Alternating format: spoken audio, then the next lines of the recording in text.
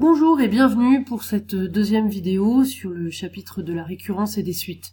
Nous allons maintenant traiter deux exemples de raisonnement par récurrence. Alors, premier exemple, voici l'énoncé.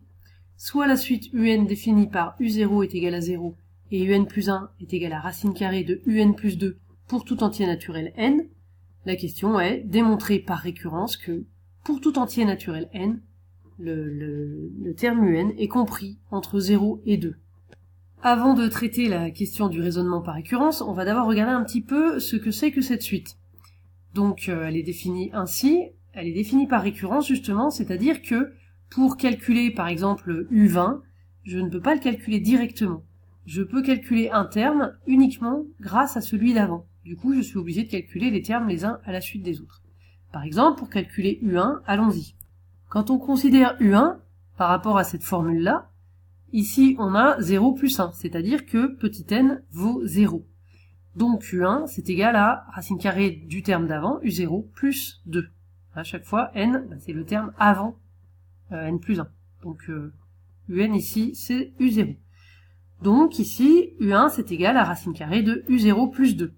Je remplace, ici U0 vaut 0, donc ça fait racine carrée de 0 plus 2, 0 plus 2 ça fait 2, ça fait racine carrée de 2, je laisse comme cela puisque racine carrée de 2 ça ne tombe pas juste. Maintenant que j'ai calculé U1, si je veux je peux calculer U2. U2, même principe, ici le petit n vaut 1 puisque 2 c'est 1 plus 1, donc c'est égal à racine carrée de U1 plus 2. Donc U2 c'est égal à racine carrée du terme d'avant, U1 plus 2. U1 je le remplace par ce que je viens d'obtenir, racine carrée de 2, ce qui donne égale, donc U2 égale racine carrée de racine de 2 plus 2. Évidemment c'est un peu compliqué, on ne peut pas l'écrire mieux de toute façon, mais voilà le principe. On peut à chaque fois calculer un terme en fonction de celui d'avant. On peut continuer, U3, etc. Les calculs que je viens de montrer, ça n'est absolument pas nécessaire pour la démonstration. C'était juste pour expliquer comment est construite cette suite. Donc allons-y pour la démonstration. Tout d'abord, on va reprendre le schéma que je vous ai expliqué dans la première vidéo. Tout d'abord, on définit ce qu'est la propriété P de n à démontrer. Ici, c'est assez simple. La propriété P de n, eh bien, c'est celle-ci. Voilà, la propriété P de n, c'est un compris entre 0 et 2. C'est cette propriété dont on veut démontrer qu'elle est vraie pour tout entier naturel n grâce au raisonnement par récurrence. Alors, première étape, l'initialisation. Cette étape, c'est-à-dire, on va démontrer que la propriété est vraie au premier rang, au rang de départ. Alors ici, quel est le rang de départ? Eh bien, on veut démontrer la propriété pour tout entier naturel n. Ça veut dire qu'on démarre au premier entier naturel, c'est-à-dire 0. Ici, n0 vaut 0. Donc au rang 0, pour n égale à 0, u0, eh bien, c'est égal à 0 d'après l'énoncé.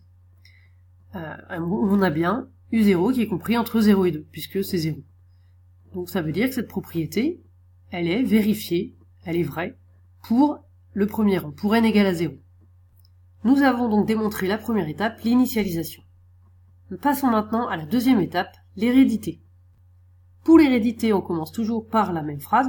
On suppose qu'il existe un entier naturel k, tel que la propriété P de k est vraie. Ici, la propriété P de k, c'est uk compris entre 0 et 2.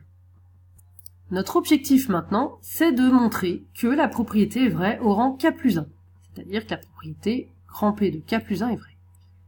C'est-à-dire, donc, ce qu'on veut démontrer, c'est uk plus 1 compris entre 0 et 2. La propriété P de k plus 1 est vraie.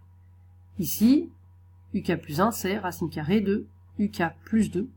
Donc, on cherche à prouver ceci. Alors, on cherche à le prouver, et qu'est-ce qu'on peut utiliser? On peut utiliser ce qu'on a dans l'énoncé, ces relations-là, et l'hypothèse qu'on vient de faire au rang k, l'hypothèse comme quoi la propriété est vraie au rang k. Cette hypothèse, on appelle ça l'hypothèse de récurrence. On va donc partir de cette hypothèse de récurrence, uk est compris entre 0 et 2. Alors, on sait que c'est ça qu'on veut obtenir à la fin.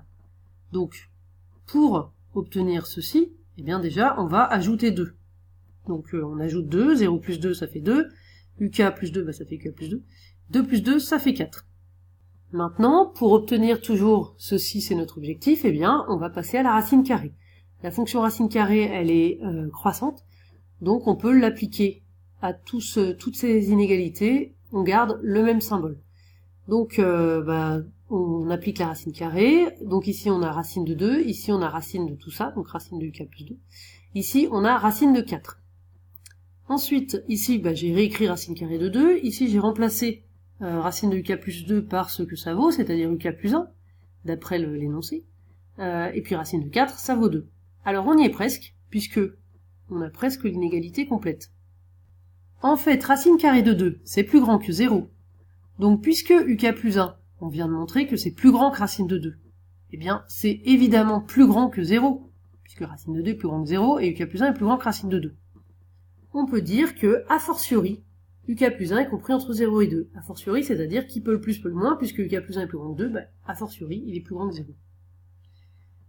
Donc cette inégalité, uk plus 1 compris entre 0 et 2, eh bien c'est p de k plus 1 qui est vrai. Ça, c'est la propriété au rang k plus 1.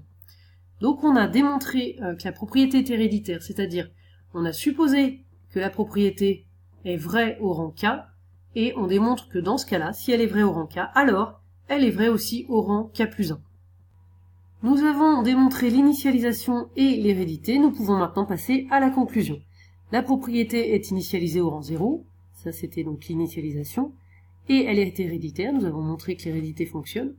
Donc, d'après le principe de récurrence, pour tout entier naturel, n, pour tout entier n plus grand que 0, plus grand que le premier rang, un est compris entre 0 et 2, c'est-à-dire la propriété est vraie pour tout entier naturel. Juste une dernière petite précision, a fortiori il n'y a pas d'accent sur le A parce que c'est une locution latine. Et voilà pour cet exemple.